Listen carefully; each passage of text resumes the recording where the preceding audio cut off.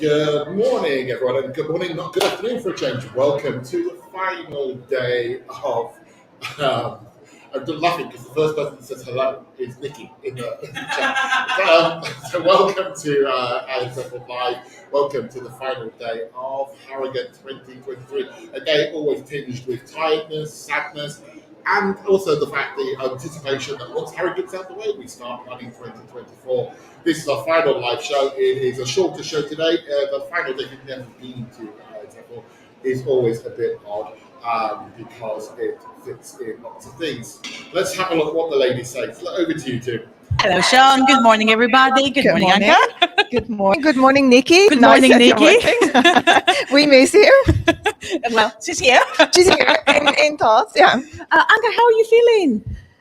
Great. I don't believe you. It's weird. It's the last day. It's we were talking about just now. It's like you don't want to leave. You don't want it to stop. And at the same time, I really want to go to bed and just sort of go home and relax and sleep because it's brilliant. Week-long conference, all about socializing.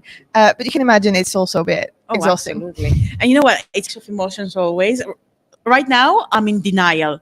I don't believe that the conference is coming to an end, but I'm very excited because after that, as Sean said, we can start looking forward to next year's conference as well. And there's so many things to look forward to.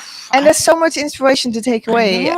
It's brilliant. Excellent. By the way, how is everyone feeling at home? Nikki, how are you feeling? Nikki says good morning. So those of you in the chat that don't understand that, of course, yesterday Nikki was here.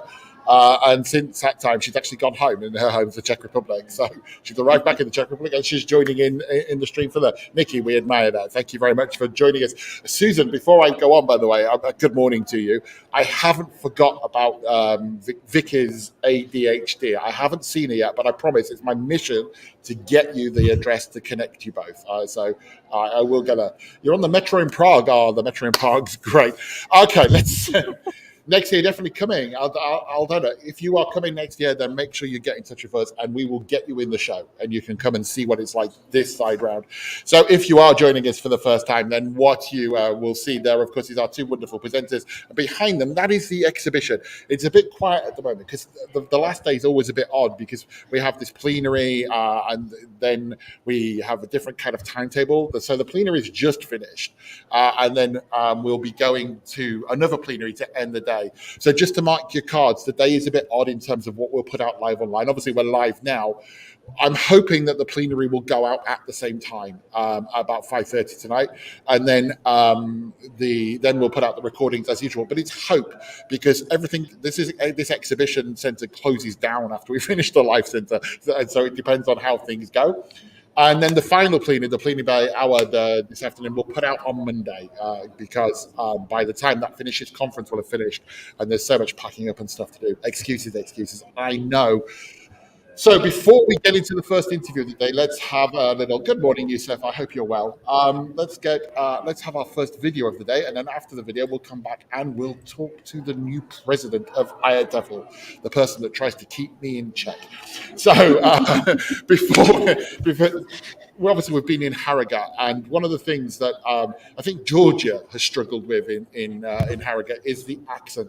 So we found somebody who can explain that to us. So our first video today, here's John telling us a little bit about York. Hi, Georgia. Hello, John. Yeah. How are you enjoying the IATEFL conference so far? Fantastic, as always. Yeah, having a great time, some great talks. Great to meet old friends and make new ones. Yeah. You know what, John? Yeah. This is my first time up in the north, and I've heard that you're from Yorkshire. I am, but I'm from South Yorkshire, and we're now in North Yorkshire. So, yes. All right. Yeah. Can you help me with something? I'll do my very best. So, over here at reception, there are some stickers with some words. What are these? Well, okay. If we start with this one here, hey up. It's pretty ubiquitous in Yorkshire and maybe in the north. It's basically a way of saying, hello, hey up, Hey up. hey up, hey up. You're Do right. people still use it? Yeah, we do. Hey up. Excellent. Hey up. We might follow it with, hey up, you're right. All right. What about this one then? Well, this is interesting, and I mentioned I'm from South Yorkshire, not North Yorkshire. I never use that. I've never used it, and I don't think I've ever heard it. So maybe that's just bad luck on my part, or maybe that's a Harrogatism or a North Yorkshireism. So that, to be honest, is a new one on me. All right. Even though South Yorkshire is only 40, 50 miles away from here. But it shows how beautiful the English language is, isn't it? Exactly. And this connects with Hugh Deller's talk when he was, talking about what is the English. And this is a nice example of differences just a few miles apart. Yeah. Oh, beautiful. Okay, so there is one more. Okay. Right, so let's go for it. And it is this one. How do you say this one? Well, putting on my fake Yorkshire accent, I'd say chuffed. Chuffed. Chuffed, you might, put a bit more on the foot and a deeper sound, chuffed. It's basically pleased. But to emphasise it, we might say, I'm rate chuffed. Oh, Do you excellent. understand what rate chuffed means? Can you explain, please? Well, rate is a Yorkshireism for right. So I am right chuffed. Maybe I'm right chuffed. All right. And no, I'm right chuffed to see you, Georgia. Oh, fantastic. Well, I'm very chuffed to see you too, John. Thank you very much. Okay. Now, while I'm hearing people in the background saying goodbye to each other, I'm very honored to say hello to our new IATEFL president, Alexandra Popovsky. Alexandra, thank you very much for joining us. And thank you for the invitation, Georgia. It's a pleasure to be here. Congratulations on becoming the new IATEFL president. Thank you. Thank you so much. Yes, it's exciting and scary at the same time, but we'll see how I do the job. I can imagine. Now, before we talk about the presidency, what I want to know is about you. So Can you tell us about your ELT journey so far? Okay, well, I'm originally from Bosnia and Herzegovina. I was born and raised there, but I'm based in North Macedonia now. And I've been teaching for 26 years now. I'm also a teacher trainer and a materials writer. And my career started a long time ago. And in my ELT career, I started volunteering at the same time when I started teaching. So I've been a volunteer for teachers associations over 20 years. And I'm a teacher. That's what I love. And I actually still teach every single day because I just love being in the classroom with my students. So I'm a teacher. And how long have you been involved with IATEFL? Well, my first IATEFL was back in 2011 in Brighton. So I'm really looking forward to going back to Brighton next year. I became a member then.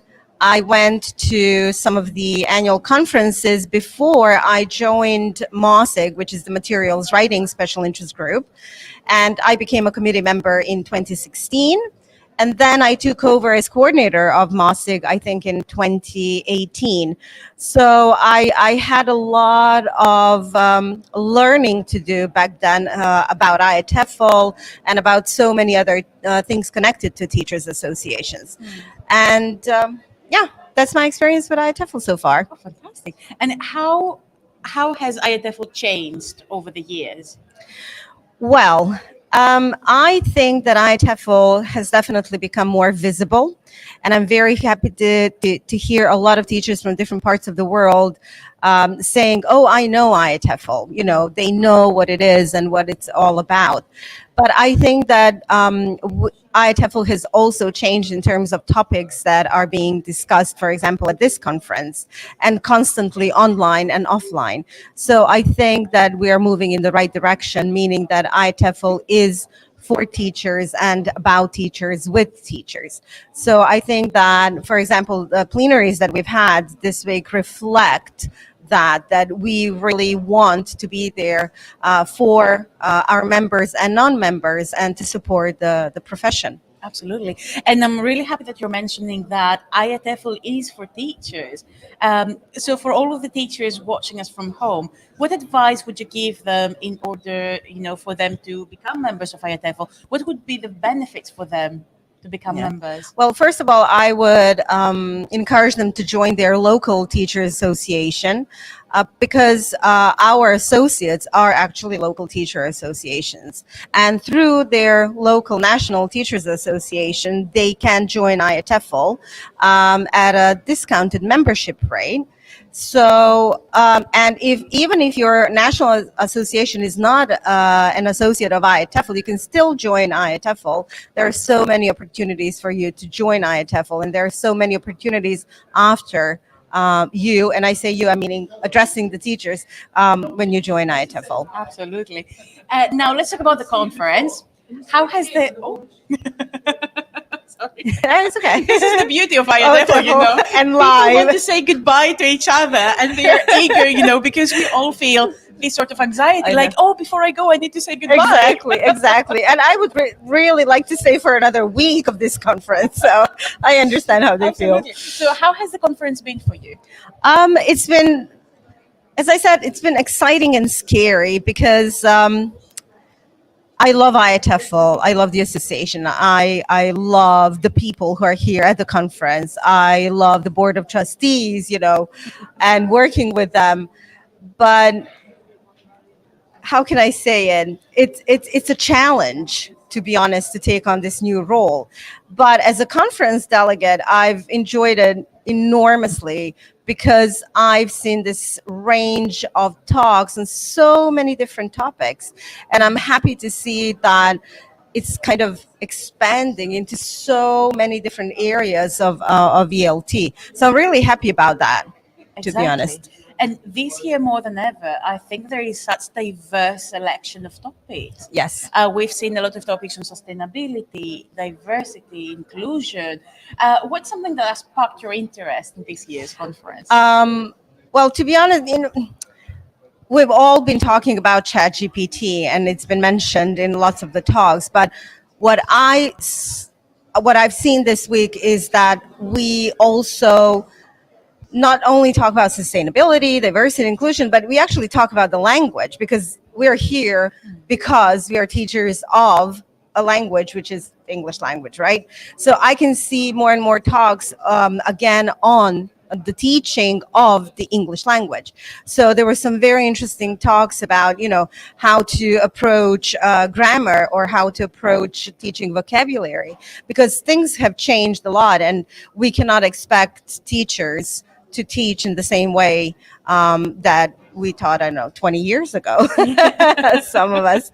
So yeah, I like that we can see that balance. You know, there is language, and there is talk of sustainability, diversity, inclusion, and technology.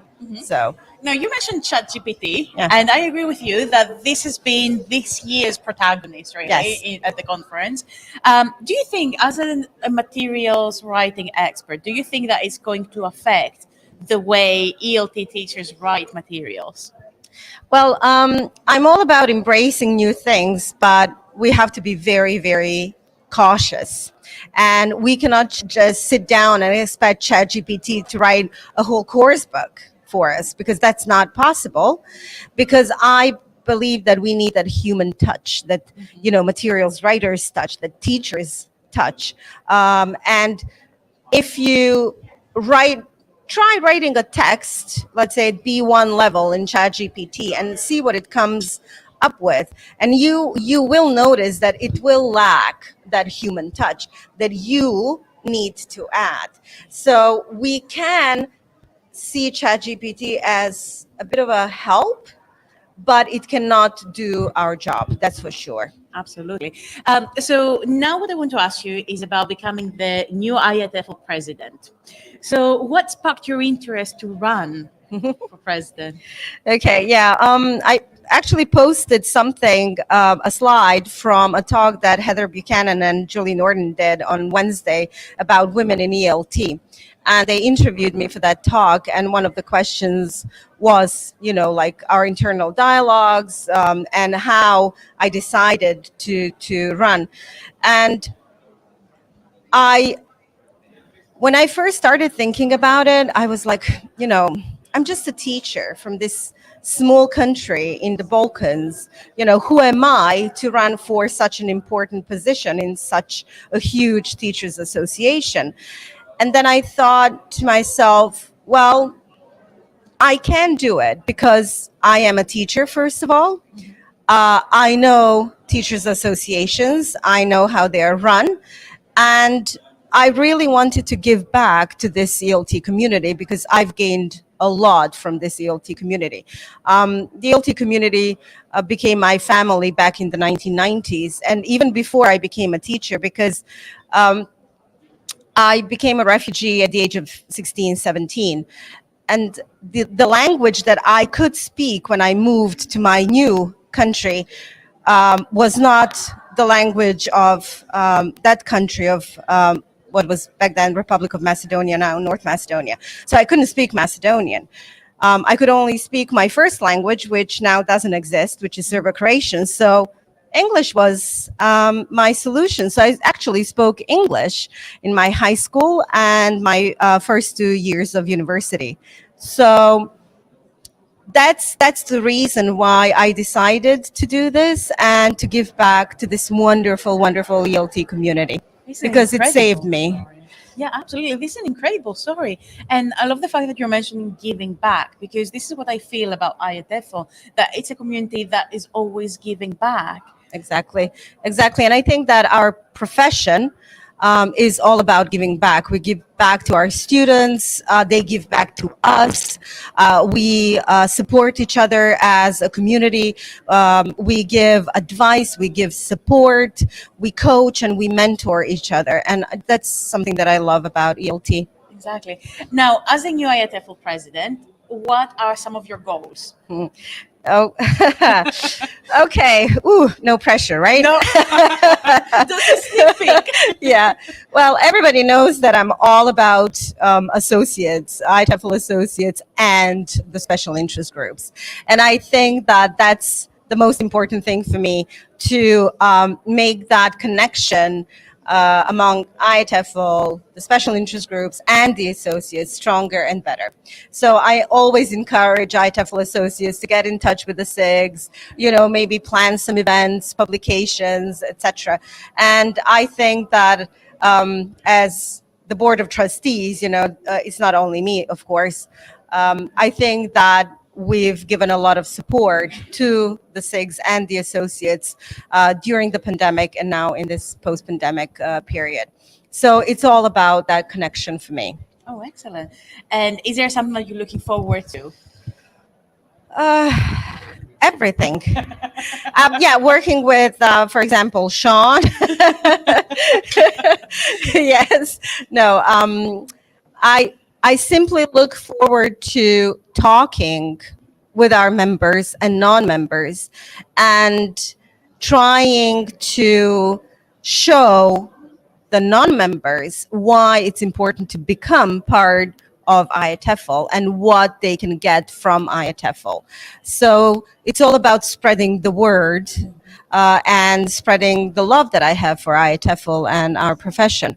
So I do have some plans and ideas, but I don't want to talk about them, because then you might say, well, you said this in the interview, so you have to do it. Okay, so, but we do have some plans as the board of trustees, and yeah, we just need your support and your trust. Wonderful. Now, can you give us a little bit of a sneak peek into next year's conference? Well, okay, can I? Well, no, I can't. Why? Because I'm not in charge of the conference for next year. But what I can tell you is what I heard from our ConfCom. It is going to be amazing. And we have so many things that we plan to share with conference delegates next year. And I think that there is something that they're really going to love.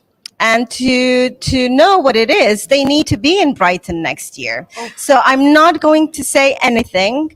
I'm just going to say be there in 2024 in April. I'm really excited now.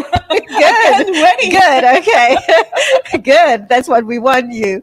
Okay. Exactly. To kind of expect that suspension, just like, what is going to happen in Brighton? And a lot of things are going to happen in Brighton. And I say are going to because it's not just our intention and plan.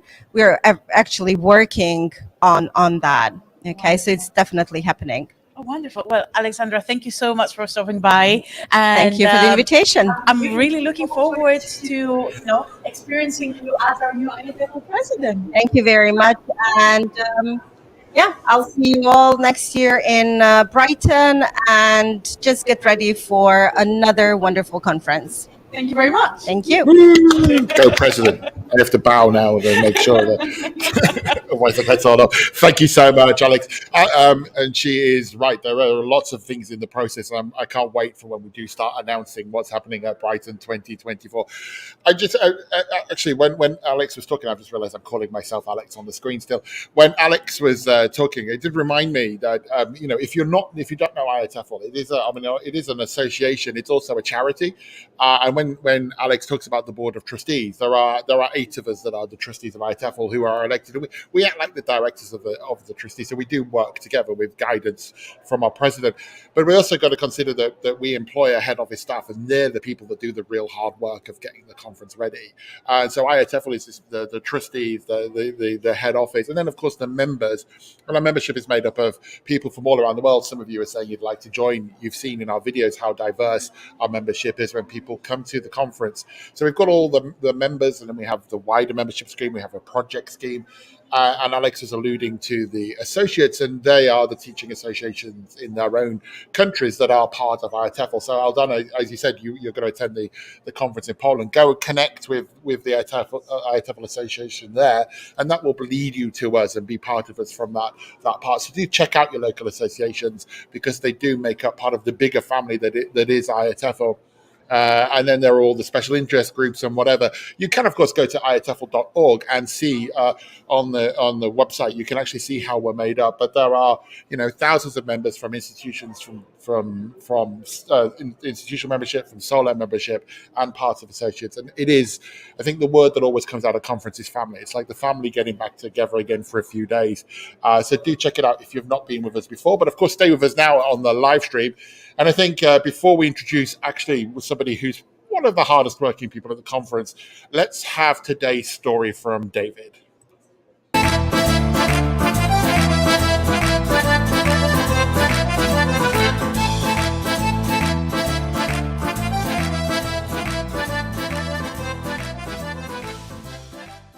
Cao Cao, the Emperor of China, was given an elephant. How much does this creature weigh?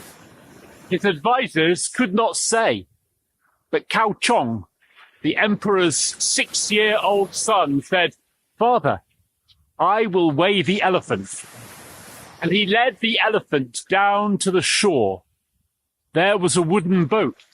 The boy brought the elephant onto the wooden boat. Then the boy stepped off the boat and he marked the level of the water on the side of the boat. He then led the elephant off the boat and said, "Fill that boat with stones and rock." And when stones and rocks had been put onto the boat, and the boat had sunk in the water to the level of the mark that he had made, he said, "Now take off those stones and weigh them. Add together the total weight, and you will have the weight of the elephant." This is how to weigh an elephant. I learned this story from a Chinese learner of English.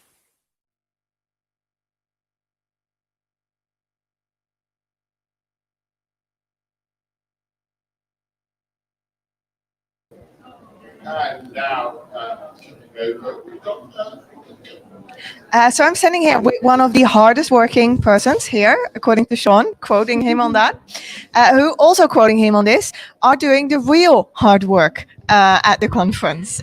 Sarah, could you please introduce yourself to the people who don't know you? Yeah, hi, I'm Sarah Ward. I work at head office. I'm the conference program coordinator there. So I deal with all things academic program at the conference. So basically, you're responsible for that brilliant booklet with for the complete program, with all the sessions, workshops, plenaries. Yeah. So both liaising with the speakers and working through that process, and also then designing the actual physical document that delegates pick up on arrival or can read online as well. So how does it go? Because we've had lots of compliments on the programming this year, showing its diversity also in terms of English and topics, which obviously from a sustainability point of view, I'm really happy about. Could you tell me a bit about how that process works? So Yeah, sure. So each year around kind of August time, we open the proposals process, and it's open to anyone that's a member of IATEFL, and they can submit a proposal on whatever topic of ELT they desire. The applications close in kind of early to mid-September. And then they get sent off. I process them all, send them off to our proposals committee and conference programmers, who read all of the submitted proposals and select them based on the selection criteria from the guidelines, but also just making sure that we do have a real good mix of topics, of speakers from different parts of the world, and just to give everybody kind of this great diversity of sessions and information, of covering as much of ELT as we possibly can, to give you all a great week. and then your work starts, I imagine. Yeah, so I kind of there from the beginning of the process right through. So we'll start kind of prepping the guidelines and everything, setting that up kind of in the next couple of weeks. Actually already ready for Brighton, and then I'm there to answer questions from members, from people that have submitted proposals, and then the accepted speakers and the plenary speakers and everyone else that kind of gets together to make the academic programme what it is. Brilliant, thank you. So for the people who would want to actually hand in a proposal and present at Brighton, so they have until August to become a member if they're not already. Yes. And then from August on, they can send in their proposal for a talk. Can be about anything, you said. Yeah, anything, any area of ELT. We would love to see a huge range of things. If there's something that's kind of caught their eye here and they think, oh, there's not enough of that going on at conference, then submit a proposal about it. Come and talk about it. We have every year, we have loads of first-time speakers. It's not just experienced people. You just got to be a member of IATEFL, and you've just got to have an idea, and we want to hear your ideas, and we want you to share them with those delegates here. I think that is really brilliant. I do get that feeling here that everybody wants to hear the ideas, and even more so than the big speakers, people are really going for those smaller and new speakers, talking about practices, talking about things they're doing. So people have all summer to think about this, hand in a proposal, and then there's a committee that decides who's going to present, who actually gets to present. Yes. Could you tell me a bit about that committee? Like, what kind of people are they? What do they focus on? So we have a group of about 4 or 5 people who meet together to read all the proposals, covering their own, which we get a mix of people that cover expertise in as many different areas of ELT as possible, so that when they read the proposals, they can see what's going to be popular, what's going to work. There are a set of guidelines that all of the proposals must follow, which will be available on the website soon, hopefully, and once I've written them. And then they just, based on those selection criteria and just making sure there's a diverse range of topics and people.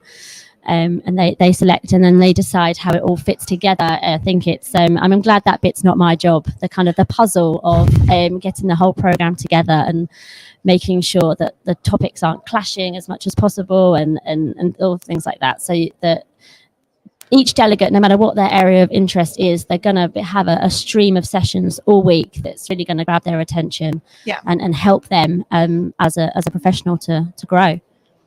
And very important.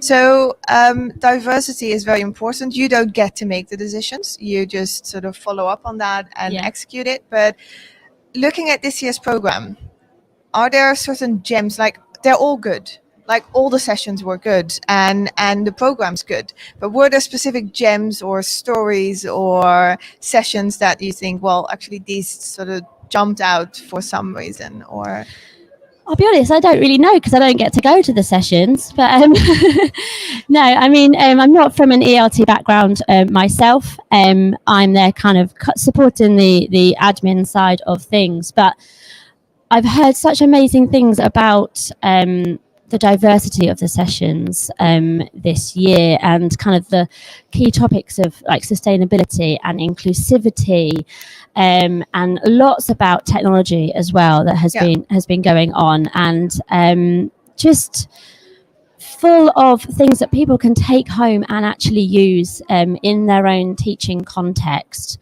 Wherever in the world that is, whoever they're teaching, or if they are teachers, or if they are curriculum developers, or if they are like course book writers, and yeah, there's something for everybody. You're gonna take something home to be able to use it. But that's brilliant about IATEFL, isn't it? Whoever you are, whatever you're doing in or with ELT, there's sessions for you, and there's so many sessions. And I think diversity and inclusivity, as you said, sustainability, AI were definitely three of the main things this year that sort of were main themes that came up in a lot of sessions. Yeah. Now you said obviously you've all been working really hard, and I can't stress this enough. Like they've been working really, really hard this week. Then you've got, I think, 1 or 2 days off after this, so you can recuperate, and then it's up to Brighton. Yes, it is. So we've got a few things to wrap up from Harrogate when we get back to the office. Just sorting out the on-site registrations, which has been a lot of this year, so that's really, really positive. And then straight to Brighton. And how much work goes into this? Because most of us, unless you're considering presenting at this and you're working for this in the summer, we start thinking about it. It's in April, so we'll start thinking about it in March, maybe. Or sign up for it, and then we'll start thinking about it. But you start like next week. Well, we've already been thinking about it at head office, right from the process of choosing venues. That process starts a couple of years before the conference takes place, but we'll get properly down to it in probably about, not next week, maybe the week after. But let me get back to it. So a couple of years ago, you've already decided where, and you can find this online for the upcoming conferences. You can see where they're at. Yes. We haven't got the venue for 2025 up on the website yet, so just keep an eye out for that. But, spoilers? Any scoops or exclusives? I don't think I'm at liberty to divulge any of the information. Oh, that sounds exciting. But we do know IATEFL's favorite places, and they're usually really good venues. So that's they are, and I'm really excited about Brighton. Brighton's I've done 6 conferences now, and Brighton's the first one that I'm going to be going back to a venue, and it's a real, I mean, I loved the city before I started work for IATEFL, and it's a great venue for the conference. It kind of as we were just saying, the community aspect of it, that seems to really shine when we go down places like Brighton, and really, really looking forward to it. So why should people come to Brighton, other than obviously IATEFL and the conference? I mean, the conference. I mean, it's a great city. It's a really fun city. It's a really, it's by the sea, which I love. Beach right on, literally outside the conference centre. It's Conference Centre Road Beach, and it's wonderful. So we've got to hope for good weather. But there's so much to see and so much to do, and it's great for delegates, easy for delegates to get to. It's really good connections, but it just is a great place to mingle with other delegates and make those connections, the networking, making friends, just building up your IATEFL family, the community that we have here. It's wonderful. And you'll start planning from next week on-ish. What are the things that are included in that? Because I think there's more to it than most of us delegates and even people working here know. Yeah, I mean, there's 10 of us up at head office. There's 3 of us that are working all year round on the conference, and then 7 members who are doing conference as well as other responsibilities. So as well as sorting out the academic program from my side, we've got our exhibition and sponsorship officer Annie, who will be starting to get all that planning together. So the amazing exhibition that's here and all the sponsors that support us, that process starts almost immediately getting that ready. We've got Laura, our conference planning officer as well, who will speak hopefully a little bit later about scholarships and the work she's doing there. And that process starts really soon as well, and getting everything set up for delegate bookings to start taking place. Just everything. That's everything. Everything you see here. I mean, we do start in advance, but the vast majority of stuff happens in the 51 weeks between one conference and the next. Crazy idea. Well, I'm just looking forward to it. You're actually working on making it happen for the whole year. Yes. But it's brilliant. And thank you also for talking a bit more about the background, because I think a lot of us don't know about this, but it does give us insight into IATEFL and how much work actually goes into setting all of this up. So thank you. You're welcome. Thank you. Yeah, I mean, honestly, the work that head office does, Sarah, and the whole team is phenomenal, and I'm sure all of us thank them for the efforts of that. That was lovely to hear from you, Sarah. Thank you for giving up time on what is, I mean, the woman is busy and all, but when it gets to the closing day and then everything has to switch back on and close down, it's a big day for her. And I've realised we made her stand up through the whole interview. The woman's been on her feet all week, and we could have sat her down, but no, we made her stand up. Sarah, thank you so much. I'll speak to you later.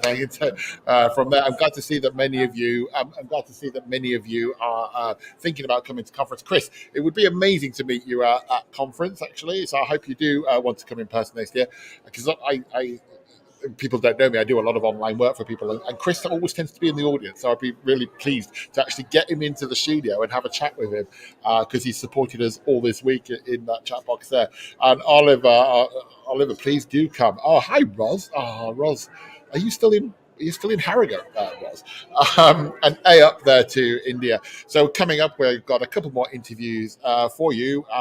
Let's just find out. We keep mentioning sustainability, and that's one of the things we have been concentrating on.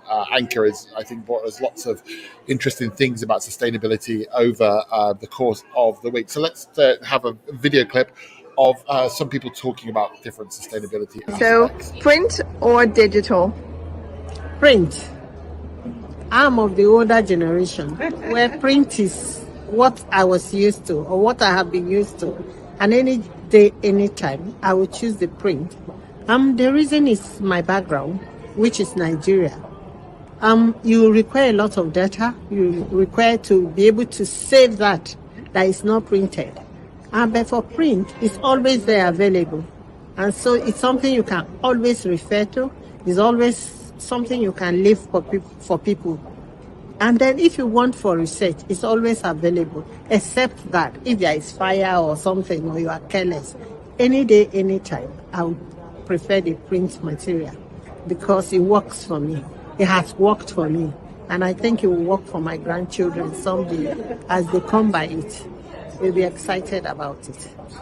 Thank you. Should we and how should we talk about sustainability in the English language class? Of course, we should teach sustainability in English language. And one of the ways to do that is through teaching students to read. When our students are able to read materials around them, then they can get to know all that is documented on how to sustain environments and whatever it is that the world is about at the particular time. Should we teach them about sustainability, and if so, how? Yes, we should, because if we don't, we'll all die. But also, the way to do it, I always find, is to lay out a bar of chocolate. And they eat the bar of chocolate, and then I look at the bar of chocolate and say, what now? And they all go, there's none left. And I go, aha. Yes. Well, sustainability is obviously a very big area, but I think for me personally, it means the ability to recognise and embrace change as it happens, because being sustainable means that you need to be able to constantly shift and adapt and manage what's coming and looking forward to the future. And I think as a teacher, one thing we can do in the classroom is to do sort of equip our learners with the skills, sort of the cognitive skills, the emotional skills, to deal with change, to accept change, to recognise it when it comes and embrace it. And in that sense, moving forward and to a more sustainable future.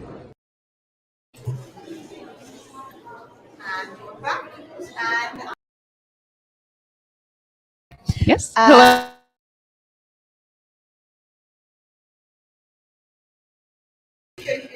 Hang on. Your mics are not working properly. Let's see if we can sort them out. Okay, can we? Hang on. Hi, Basanta. I don't know. Hang on a second. I'm just trying on the system. They started. They stopped. Try now. Is it working? Yeah, go for Yes. it. Okay, brilliant. That happens when you're doing live talks.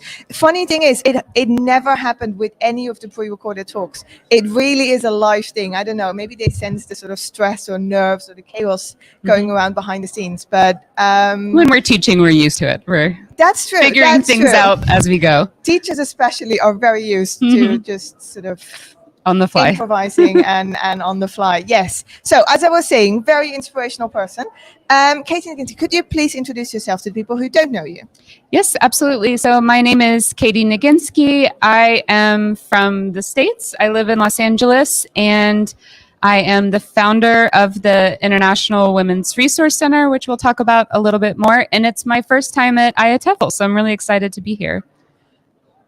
Could you first, because I was going to ask you about everything, but first timers, that is very interesting because IATEFL is a phenomenon. It's really hard to describe. And I think first timers can really do this well. Like, what is your impression of IATEFL?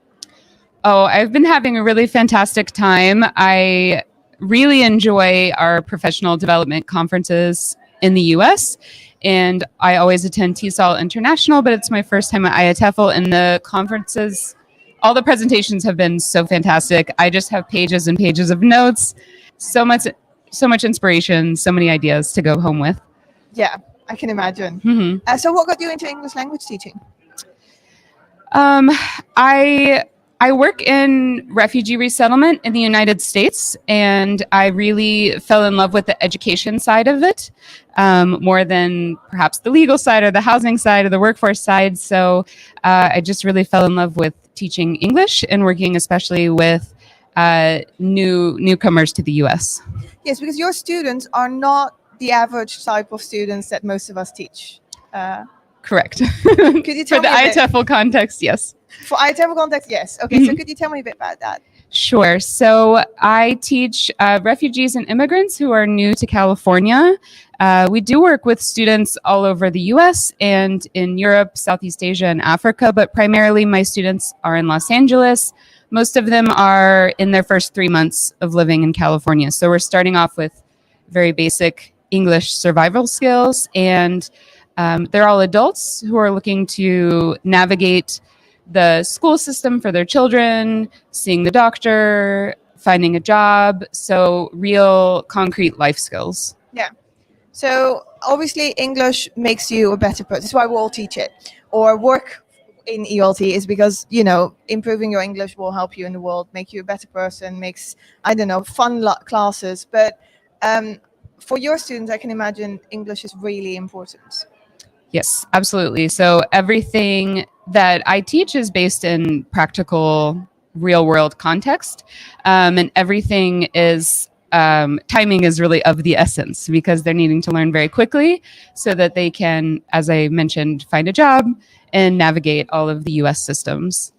So they come to you almost straight after they've come to the country. Yeah, absolutely. A lot of them are starting English like the day after their plane arrives in the US. So it's very intense, but I try to make it really fun.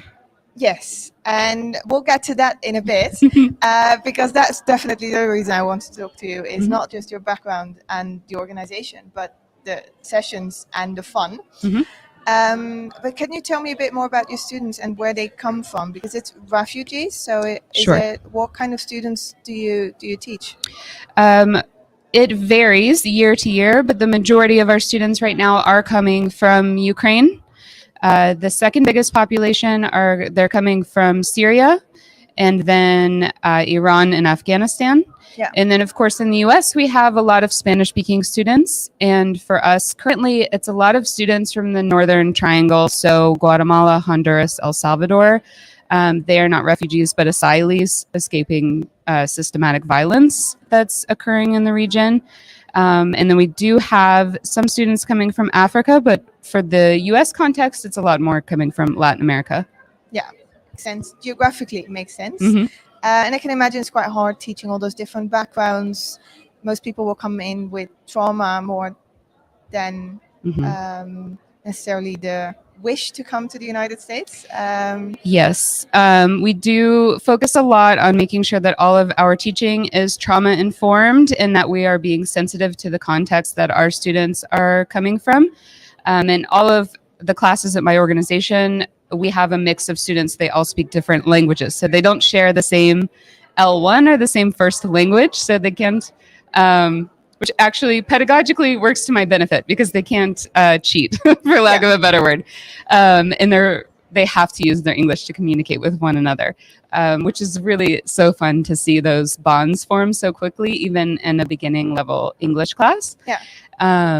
But yes, we take a lot of care to make sure that our classes are all trauma informed, but really these are all of the techniques that we use in trauma-informed care and education are things that really we should do in general with adults and humans in the world. Yes. But your organization doesn't just teach English.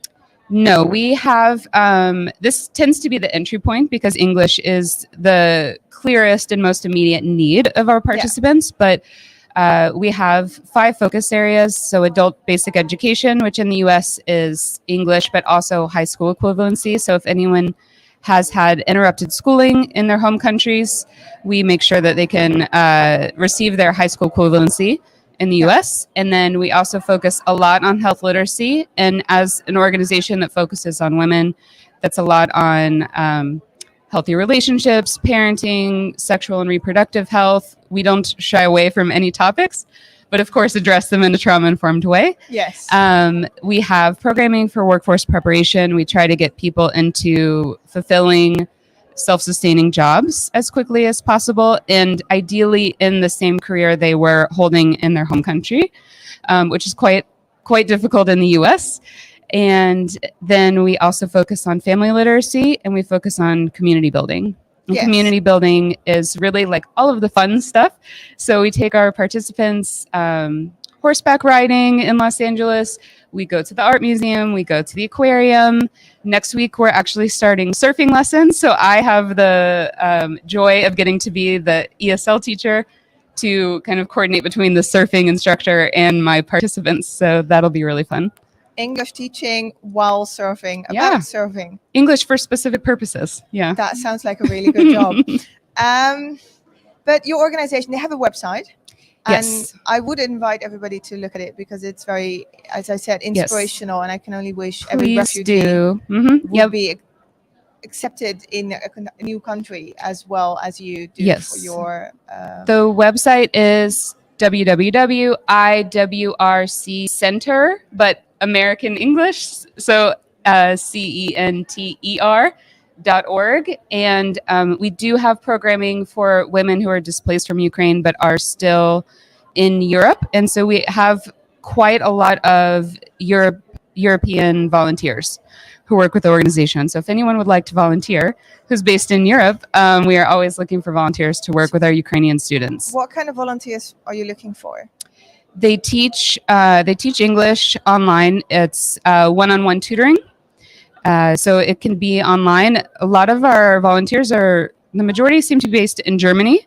And then the Ukrainian women we work with are in about 12 countries across Europe. But it doesn't matter because it's all virtual for that programming. And a lot of the women who have left Ukraine are continuing to move around Europe. So some of them may be on their 4th or 5th country since leaving Ukraine. But it's really lovely that they can still weekly meet with the same tutor and have that like emotional bench post in their week. I can imagine that sort of fixed face, fixed moments, even where everything else is changing, is very reassuring. Yes, absolutely. So if you have time and you want to do this, Yes. they're looking for tutors, so you can always get involved and teach English. Yeah, but then it's online, super fun. and really make, well, we're almost making a difference, of course, but really make a difference to these people. Yeah. And then you say it's always fun. Oh, yeah. Speaking of fun, she's an expert in that as well. Yes. Your session yesterday, I unfortunately couldn't attend, but could you tell me a bit about it? Absolutely. So I led a session in how to create escape rooms in the English language classroom. For my students, as we mentioned, we try to always take a trauma-informed approach. So escape room is not an ideal name for this. So usually we call it a challenge room or a challenge series. So I really just walked the audience through how to create a challenge room or a challenge series, either in person or online, for an English language classroom. And we talked about how to make it as elaborate as possible. I have created these where I'm in costume, the students are in costume, I've decorated the room, we're running all around the school, but also you can create an escape room or challenge series online with the same activities you would normally do in an English language classroom, but just creating a theme and a thread that culminates in some sort of code or completed puzzle or something, some kind of celebration. And it just really helps to increase that engagement and motivation and keep students persisting with the activities, which is especially useful when working with adults because they don't have to come to class. But if they really want that piece of the code, they're going to keep coming the next day to make sure they can complete the challenge series. So your challenge series is like a class series, not just a one class event, but Yes. like a multiple class. Sometimes it's an event and we'll tie it into a field trip or we'll make a whole day of it. But sometimes I will piece it out over several classes or maybe even like 10 weeks. And that way the students are really engaged. And even if they're tired or their kids are home or they have work and they're adults and they're busy, but they really want their kids at heart and they want the pieces of the puzzle or the pieces of the code. Yeah. They want to get to the end. I can imagine, and that's good to focus on also. Now, before we get back to the costumes, because I want to know about the costumes and running around, you said you can also do this sort of more quickly, perhaps, and easily, Yes, absolutely. with small classroom activities. I think a lot of us have course books, a lot of us have busy schedules. How can we use that and still make a challenge room or challenge series? Sure. So if you, for example, if you have a week of classes and you're going to be working through an assigned textbook that you have to use, and you have a reading with comprehension questions, perhaps when they finish the comprehension questions, they're given one number or one piece of a puzzle or one artifact. And at the end, they're all going to compile to create either a puzzle that they'll complete that will have, I actually sometimes steal my son's puzzles and I'll write on top of them with a Sharpie some kind of answer. So when they're at the beginning of the week, they'll have a riddle or a problem or a question. And at the end of the week, when they've finished all of these run-of-the-mill English exercises that we all use, they can assemble the puzzle and it'll have the answer written.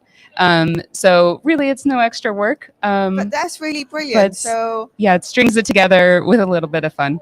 Basically, take an old puzzle, write on the back your message or the answer, and hand pieces out for every correct assignment. Or it can be numbers, and then they need to add the numbers together to create a 4-digit code. And there's a lot of systems online where if you put in 4 numbers, then it'll like create a celebration. So you can do them online as well as in person. Brilliant. And it is as easy as that. Yeah. But you don't make it as easy as that because you do Not costumes always. and the running around. Sometimes, yeah. What was your best escape route? I'm going to call it escape room, but That's okay. It's good really shorthand. impressed that you Yeah, don't, because if we're talking about inclusive language, I think it's really important that we are conscious of the effects our language has. Right. And Well, I also don't want my students to flee me. So this is well, exactly. And I can imagine with that background, especially the idea of, we'll lock you up, you're not allowed to leave is sort of intimidating. Yes. More so than it Less is from my incentivizing. students. So what has been your biggest We escape room? Oh gosh, I gave 10 examples in the presentation yesterday. And if anyone would like the presentation, everything will be online, the presentation, and I have provided a fully formed escape room or challenge room. The theme is trivia about the 50 American states, and the grammar point is present perfect simple. There's an in-person version and an online version. Everything's free to use, and my presentation is there. You're welcome to download it, use it with your teacher trainings, or use it with your students, whatever you like. Ready-made escape room. Yes, online. it's already there. Where? It is at Molodets, MOLODETS. Oh gosh, what am I, an English teacher? I can't spell. No, but you have to do it again because Sean is typing, so it's not. It's Molodets, ELL.com. MOLODETSELL.com. Spelling out loud, I'm going to have nightmares about this tonight. So if you go there to the teachers page, you have my presentation is there, the handouts are there, and then a PowerPoint if you want to do the escape room online with your students, or the in-person version if you really want to print out everything. And, I like to go full hog and like age the paper and put it in envelopes and hide it around the school. But you don't have to do that. You can do it online with the PowerPoint as well. True, but it is the little things, in my experience, that students really appreciate. Mm-hmm. And aging paper can be quite easy. So there's lots of craft tips as well, I think, online that can help make that not as much work and time consuming. And you can always use it again. So once I've made it once, I use it continuously with different groups of students. Okay, but spoilers, because we'll all check out the materials, of course. But spoilers, what was your best? Okay, the best one that I mentioned yesterday was I took my students in Chicago. There's a very beautiful free zoo. And so we took the students on a field trip to the zoo. And my main tip for the escape rooms is to alternate the puzzles or the activities. So there's one that's theme related and one that's grammar related. Yeah. So they were running around in teams, and each team was assigned an animal, and they had ears. So there's like a giraffe team and a zebra team, and they all had little ear headbands. And they would have one puzzle where they're trying to use the maps, because this was our main focus, was using maps in the US to find the correct animal, answer trivia questions based on the boards that are in front of the animals. And then the next activity would be grammar based, and they would sit down on a bench and work on it together, and then go back to running around finding the animals. And then I had a little like safari hat, and I was chasing them around, making sure they're doing the correct things. And then the puzzle was they were finding the meeting point at the end.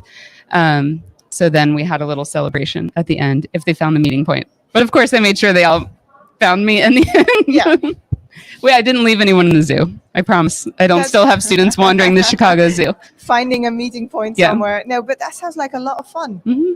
And I think that's why we should do this in our classes. Mm-hmm. Wrapping this up, one final tip for everybody back home who are going to check out the materials. Yes. And who hopefully also have time to volunteer for your organization. Yes. It's super fun. Any other third fun tip that you can give them, like something practical that they can use in their classes this afternoon or next week? I think in general, whether it's an escape room or not, anytime there's a theme, we know the themes as teachers when we're planning out our syllabus or a course outline, but making sure the students know what the theme is of the week and having a little bit of fun with it. It just makes it, jazzes it up a little bit. It does. It does. So team is always good. It applies to every party, and then also, of course, to every English class, which is a party. Yes. We should really disclose, Anka, that we both love escape rooms. I actually teach a course in escape room design. Okay. We need to collaborate. Yeah, we'll be talking after this from this. So I actually regret that I didn't turn my presentation into an escape room. Yeah, where that would have been yesterday had to escape the Queen Suite 8. Well, actually, that's a challenge. That's a challenge anyway without an escape room. It's true. the Queen. So if you those of you not here in Harrogate, the Queen Suite is where a lot of the talks take place. But the Harrogate Centre is just like a maze. So it actually is set up perfectly for an escape room for it. Catherine, as you go off, could you just write that website down again, and I'll make sure it goes out. Yes, to absolutely. people who I will share everything. Really interested, but I will be in touch because I think Oh, I'd like yes. to pick your brain about a few things. Yes, let's do that. Thank you very much. That was fabulous for it. Let's have a quick video, and then we're back with our final interview of this conference. And can you give me one adjective that describes IATEFL? Amazing. Hello, my name is Hong Yi. I come from University of Leeds. The one adjective I would like to describe the IATEFL is awesome. Let's go. Supportive. Informative. Fruitful conference, and I enjoy this conference very much. Thank you. My name is Anna. I come from Ukraine, and as for me, the conference is really energetic. It's filled with a lot of people, emotions, ideas. So yeah, for me, it's energetic. Hello, my name is Osama. One of the adjectives I would use to describe the conference is inspiring. Okay, hello, I'm George from Georgia, and I think that IATEFL is excellent for professional development. I'm from the Netherlands, and how I would describe IATEFL in one adjective is inspiring. Meaningful. IATEFL is meaningful. Hello everyone, my name is Chan. I'm from Newcastle University. It's my second time to join the IATEFL conference. And if I were used to choose the two adjectives to describe my experience in attending the conference, I will use exciting and enjoyment. Well, Sean, I don't want the conference to finish, and I cannot believe that this is our last interview. But I'm very happy because with me I have got Laura Creed, who is our Chief Planning Officer for the conference. So Laura, welcome. Hello, thank you. How are you feeling that now that the conference has come to an end? I can't believe it's nearly done already. I know. Yeah, it's gone so quick. But you must be relieved, right? Yeah, it's gone really well, so I'm pleased. Oh, It's excellent. my first year of doing the full rotation, so I joined 18 months ago. So. All right. So for the people watching from home, what do you do for the conference? So as the conference planning officer, I have a sort of split role with Sarah Ward, who you interviewed earlier. So my main duties are scholarships, of course, delegates, catering, accommodation. There's all my big sections. You must be very, very busy. Yeah, so it's a whole year of planning for us. Of course. So yeah, Brighton's already underway.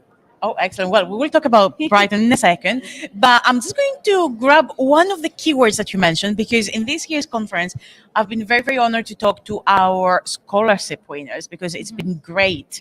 And you mentioned scholarships. Yeah. Now, how many scholarships are there? So we have 22 for Brighton that are ready to launch next week. I'm hoping we may get a couple more. But yeah, that's what we've got at the moment. Oh, excellent. And what are they all about?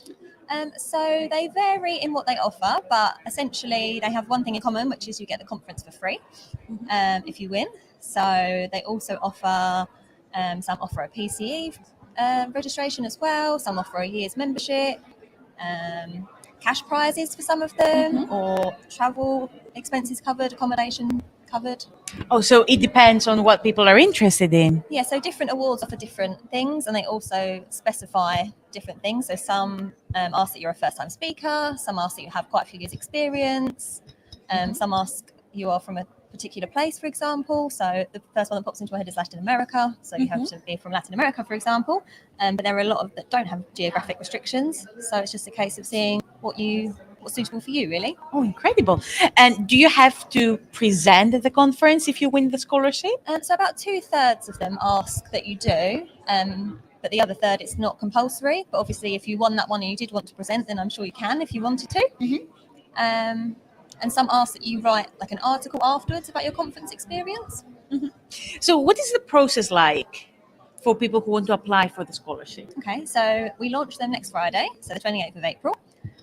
So they need to log into their IATEFL dashboard and find the scholarship block on there. If you don't have an IATEFL account, you can create one for free. And then you have your scholarship dashboard, which you have a few questions to answer, like your name, where you're from, what's your ELT background, just basic questions like that. And then you move through to the scholarship applications. So each one you would submit a different application form, so you can apply for more than one. And then if you're submitting a proposal for speaking at the conference, you can only submit one. So if you're applying for more than one scholarship, you need to sort of make sure they're relevant. The proposal is relevant to the scholarships you're applying for. I see. So people can apply for more than one, Yeah. but they need to be relevant. Yes. Okay, I see. And so how long does it usually take for people to receive the news?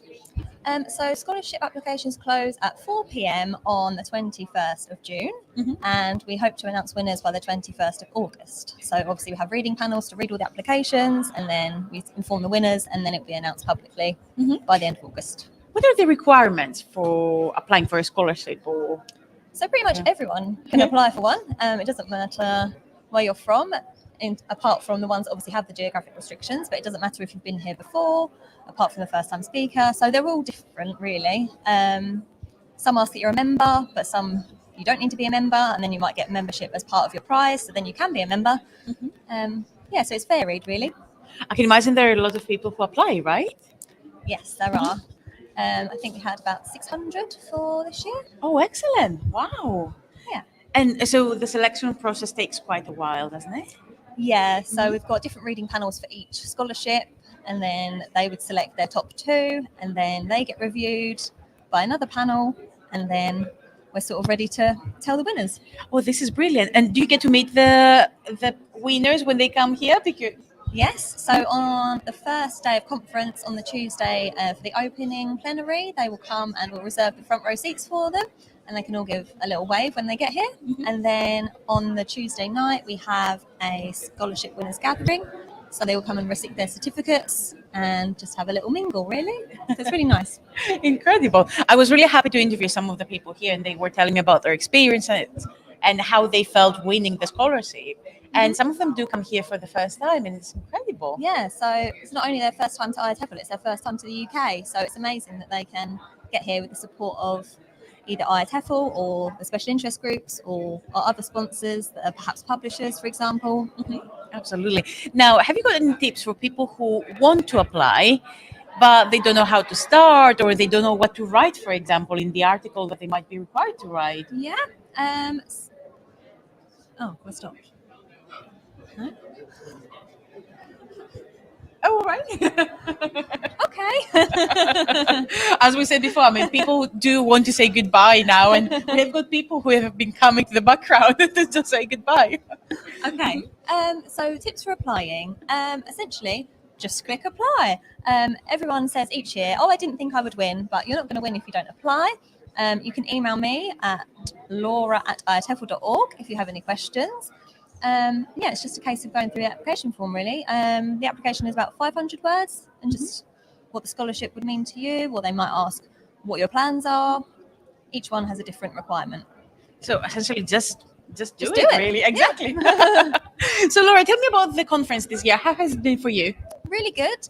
As I said before, this is my first one doing the whole thing from the planning stage, so it's been really good. Nothing, touch wood, has gone wrong. And we're nearly at the end, so I think I can say that. And I know that you've been very, very busy, because I keep seeing you around trying to coordinate everything, and you've been absolutely amazing. Thank you. Have you had any chance to go to any sessions, or? No, in a short word.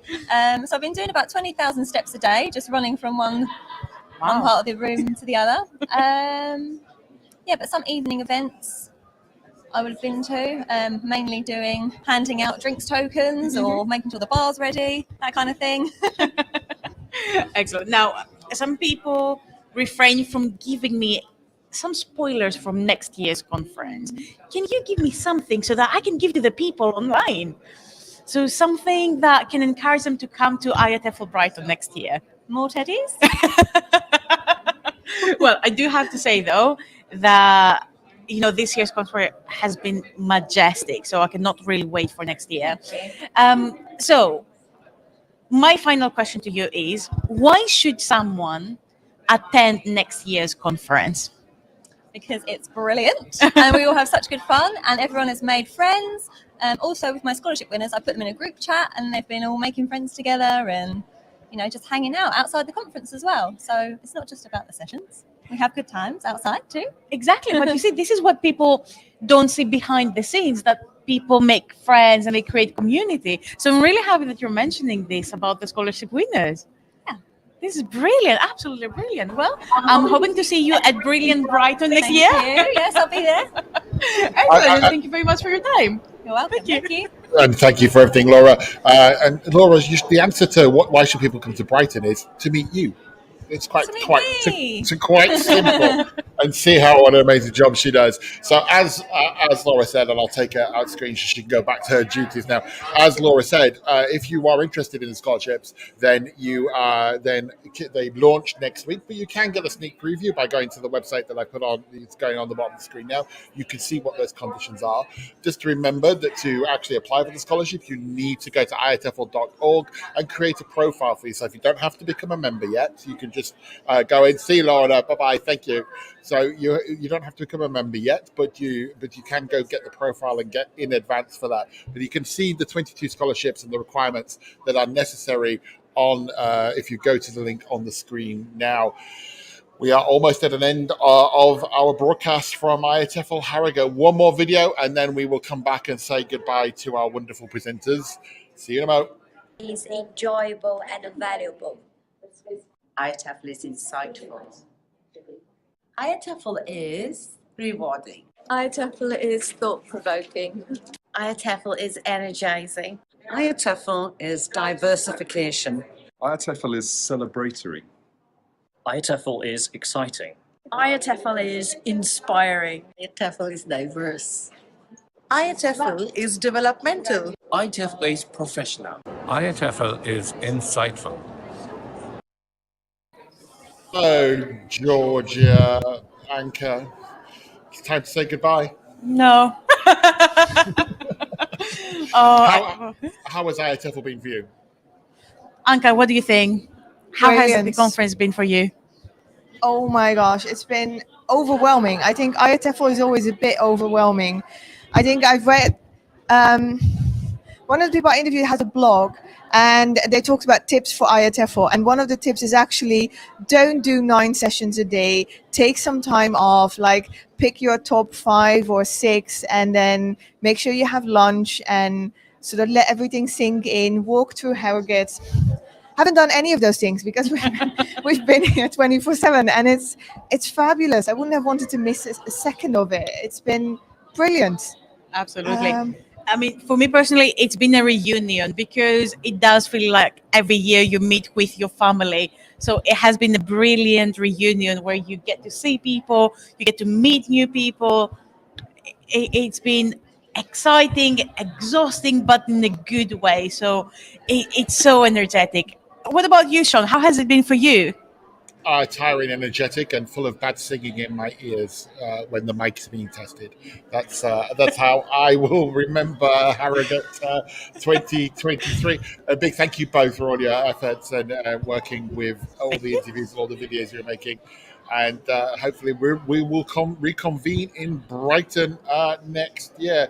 So I'm going to let them go relax now, and I'll take them out and bring us to an end. I guess, first of all, I should get rid of the Harrogate logo and change us to Brighton, because now there we go. We are now Brighton 2024, and we will be heading there about this time next year for the 57th, I think, IATEFL conference. Just to remember, this is the last live show from the conference. We hope you've enjoyed being with us over the last 4 days. There's still things coming out though. Keep an eye on the social media channels that you're watching this on, because there are 2 plenaries today. Hopefully we'll get a plenary to you about the usual time, about 5:30 this afternoon, and then on Monday we will put the last plenary out, the final plenary of the day, which is about 4 o'clock. I know, Susan, I promise I'll get you them. You appear in other feeds, but I will get them, and and find them and put them out later on. I promise. Just keep watching the social media feed. Also, we've got a few more interviews that we have recorded. We haven't put out yet, so we'll put those out later today. And look out for little snippets coming up over the next few weeks. And of course, IATEFL Live as a show comes out every month. So look for us on the social media channels. Olivia, I hope to see you in person next year. Susan, thank you. You've been one of those people who's been with us every day. To the rest of you, hope you've enjoyed the coverage. And now we are going to get a cup of coffee, pack up, and get ready for next year. So thank you very much, and goodbye.